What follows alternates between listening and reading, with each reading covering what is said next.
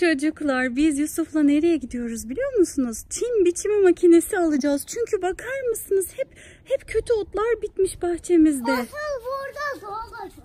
Evet, bakar mısınız? Yusuf'un sandalyeleri kaybolmak üzere otların içinde. Bunları Yusuf'la birlikte biçeceğiz. Yaşasın.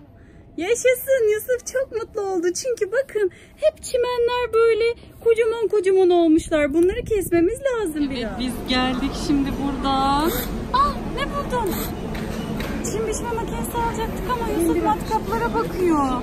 Acaba hepsi çalışıyor mudur? Dur bakayım şimdi. Ah, Yusuf, gördün mü? O da çalışıyormuş. Çok ses yapıyor ama. O nasılmış? Anneciğim boş ver, biz bunları çalıştırmayalım, tehlikeli olabilir. Nasıl olduklarını bilmiyoruz çünkü. Bunlarda bir şey yok, bildiğimiz matkap.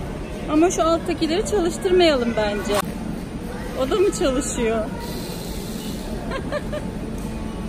Hayır, bana yapma, bana yapma, ne yapıyorsun? O da çalışıyormuş Yusuf. Oo, çok sesli. Çalıştır bakayım. O ne yapıyor acaba? Koy yerine koy. Onu da çalıştır. Aa, sadece ışık veriyor anneciğim o. Çalışmıyor, sadece ışık verme şeyi. O da çok ses çıkarıyormuş. Bak, ben burada bir tane buldum. Bu biraz daha az ses çıkarıyor. Bak, bak. Bulduk. Çim biçme makinemizi bulduk. Yusuf, burada çim yok oğlum. Beni biçiyorsun.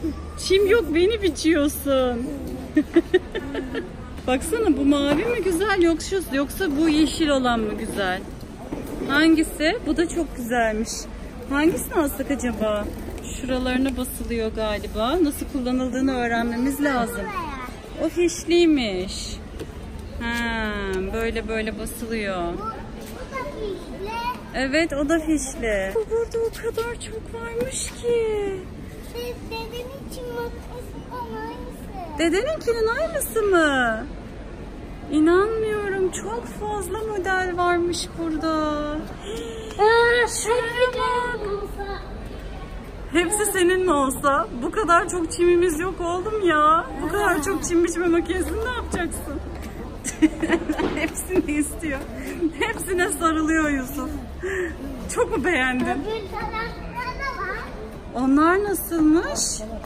Onlar farklı galiba biraz. Evet. Bak, şu daha değişik. Bu benim oldu. O da mı senin olsa? Ne yapacağım bu kadar çim biçme makinesini oğlum? Yerimiz bile yok bunları koyacak. Yusuf çim biçme makinelerinin arasında kendini kaybetti ya. Şuna bakın çocuklar. Yusuf delirdi. Yusuf, delirdin mi oğlum? Yusuf gerçekten delirdi. Yusuf, sen ona biraz küçük mü kaldın acaba? Ha? Kolların yetişmiyor. Nasıl bir şeymiş bu ya? Ne makinesi bu? Çapaymış anneciğim. Çapa mı yapıyor bu acaba? Ben bilmiyorum bunun ne işe yaradığını. Çok da merak ettim. Of Yusuf, çok güçlü görünüyorsun orada. Kocaman bir arabaya binmiş Yusuf. Çok güçlü değil mi çocuklar? Bakar mısınız?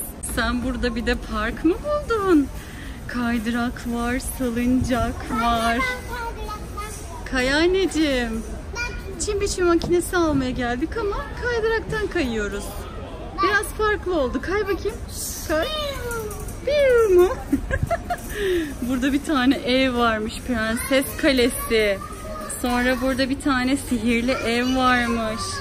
Ne? Telefon. Telefon mu var onun içinde, bakayım? Aa, çok güzel. Birazcık bebek oyuncağı anneciğim. Bebekler orada oynasın diye. Yusuf konuşuyor.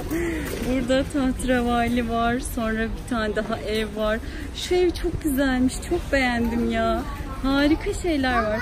Çocuklar, biz burada oyun oynamaya devam edeceğiz. Kanalımıza abone olmayı unutmayın. Yeni videolarımızda tekrar görüşmek üzere. Yusuf, bay bay yap arkadaşlarına. Bay bay çocuklar.